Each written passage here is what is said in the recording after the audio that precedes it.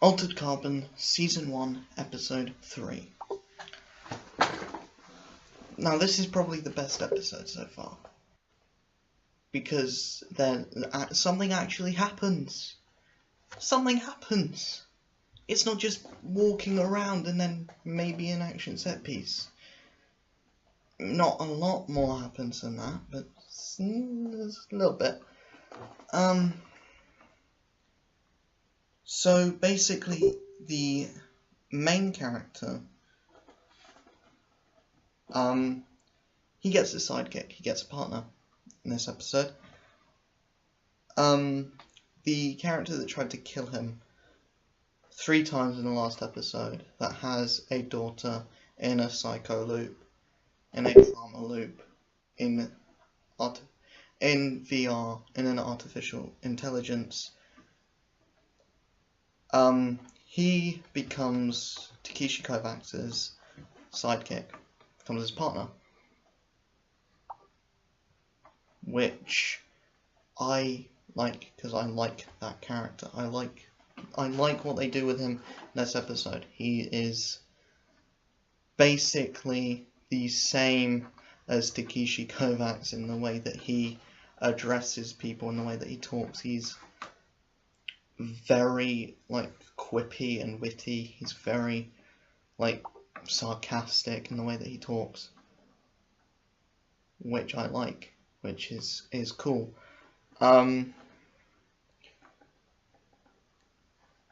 We basically, what the meat and potatoes of this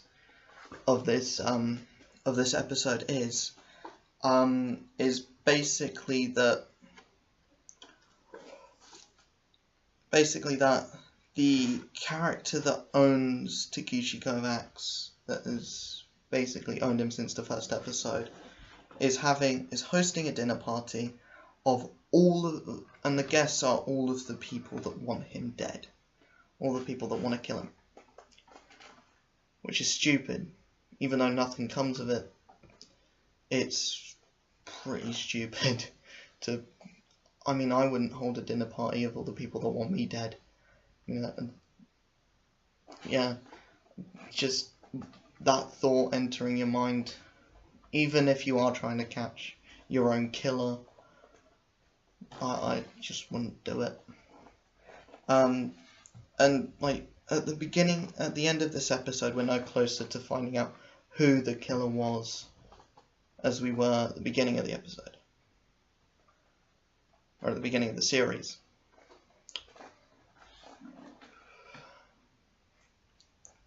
But I mean, we have this dinner party, then we encounter these 2 characters, which are husband and wife, and we are told that later they are going to be having a battle to the death for a new sleeve.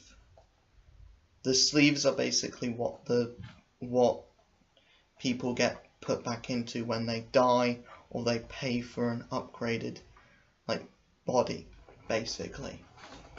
If they want to look younger, if they want to stay younger, they want a body that basically is better than the one they have now. Which is an interesting idea.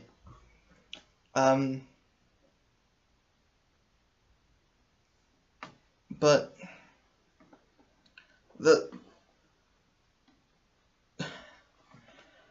when it comes to this fight later on, they do fight each other for a little bit. Then they go out of this dome that's in anti-gravity, because the whole fight is in anti-gravity. They get out of this dome, and when they do, Takeshi Kovacs decides, I'm going to get involved, I'm going to stop this, this is not right, people shouldn't be killing each other for sport. And then he gets pushed into the dome, and the 2 basically say, kill him. And the guy running it, who is the owner of Takeshi Kovacs, basically says, you kill him, you both get 2 new sleeves. And so the fight ensues, and to ramp it up even more, the guy throws a shuriken in there. This woman slices him down the back with the shuriken, Takeshi Kovacs, that is. But even then, Takeshi Kovacs still wins the fight. And this police officer that's been tailing Takeshi Kovacs since the first episode shoots the thing that's making this all anti-gravity. They fall down to the ground, and then Takeshi Kovacs kills the male one and basically says, they take my reward. They still get the two sleeves anyway. He basically says, yeah, whatever. So the thing that we get from this episode is that Takeshi Kovacs is expendable at the end of the day. Like, we know that he has basically the best sleeve that money can buy. Like, military training, combat expertise, the whole 9 yards. But he is, at the end of the day, expendable because of his past lives being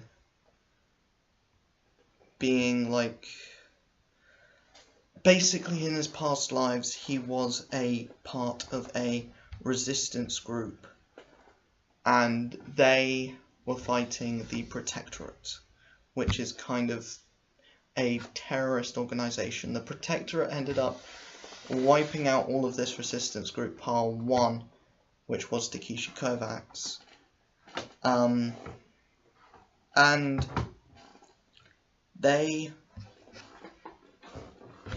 And in the future, the Protectorate runs everything, and they rewrote history. They made it out that this resistance group was a terrorist organization. Basically, they made the resistance group look like what the terrorist organization, the Protectorate, actually was.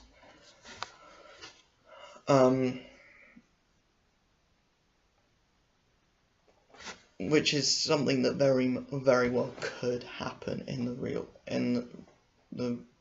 life. We also have that after this fight happens in the kind of anti-grav dome, Takeshi Kovacs decides to go back to the brothel that he went to last episode to find out more information about this woman that's stuck in a trauma loop. He finds out that he then sees that this woman has been beaten and bruised, and she comes out of the room crying and says, "I'm sorry, they made me do it."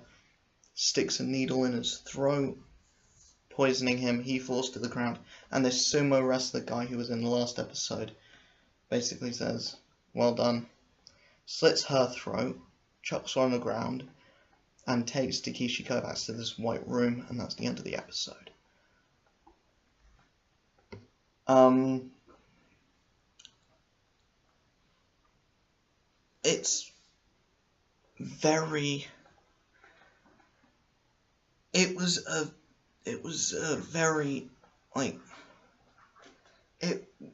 The main problem with this series is that it's all style, no substance.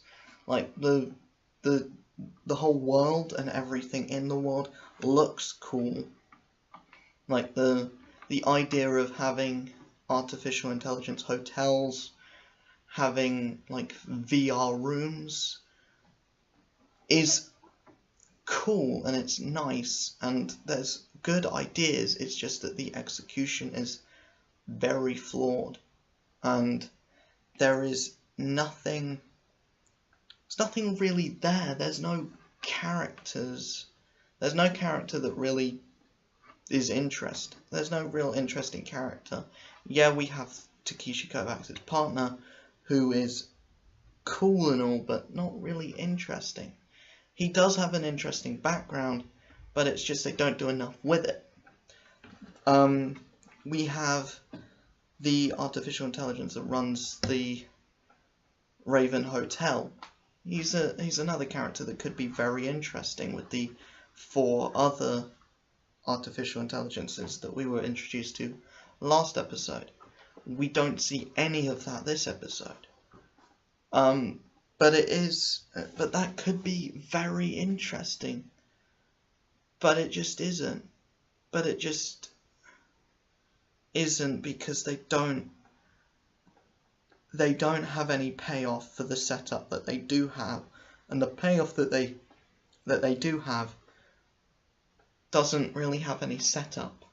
Like the action sequences, we have a 7-second conversation like halfway through the episode, and then we have an action sequence at the end of the episode with the 2 characters that we had 7 seconds with before that.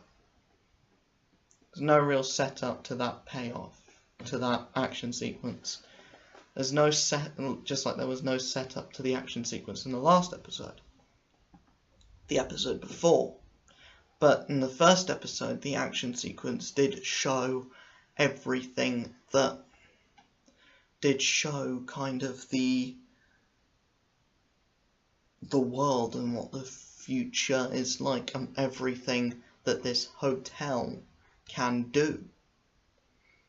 We haven't gotten anything like that since. We do have this fight, which is an anti-grav, which is an anti-gravity, which is cool and a nice touch, but there's nothing really. But if we don't care about the characters and we're not interested in the characters, we're not going to be interested in what happens to them. Like the character that dies this episode, we got like 5 minutes with this character in the last episode. We basically, all we know is she's a prostitute, she gets beaten up, and every time she dies she gets a new sleeve. She gets a new better sleeve. Or if she's killed by one particular person, then he will pay for a new better sleeve.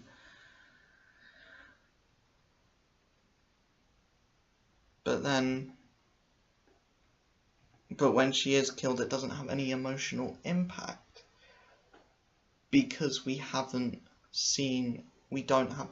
there's no character there to care about or be invested in. So, yeah. The main character as well, there's no real character there. He's just a stoic, sarcastic badass. And maybe that's all you want in your main character, a stoic, sarcastic badass. But there needs to be a bit more there. And we do have that in the terms of flashbacks, but they're becoming more and more rare. In the first episode there were like a lot of flashbacks, but that's just showing how he died. Here we're showing more of his childhood, but the flashbacks are kind of showing 2 different, like, his past in 2 different lives, like 2 of his past lives, which is confusing, which is really confusing. And that's basically what I have to say about the whole series as a whole. It's confusing. There's a side plot that goes one way, there's a main plot that's become more of a side plot, and there's another side plot that's become more of a main plot. And the side plot that was introduced in the last episode has just been forgotten about. And they make a slight reference to it in this episode, but just forgot about it.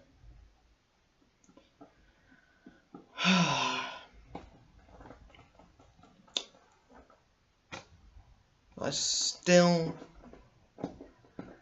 am waiting for something to happen, for there to be that one character moment. Because the only character that they seem to want us to care about is this policewoman, and we still don't, because the only things we see is, oh, yeah, she's talking to her mother, but about what? Nothing interesting. Just, are you gonna have dinner? Yeah, sure.